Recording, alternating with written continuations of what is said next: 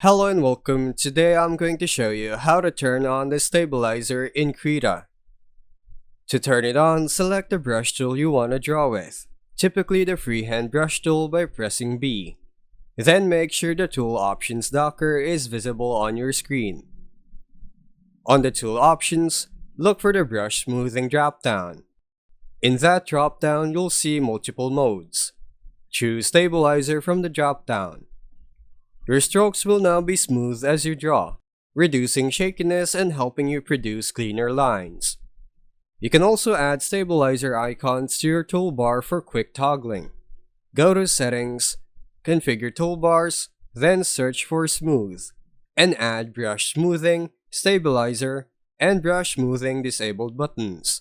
Then click them during drawing to switch on or off quickly.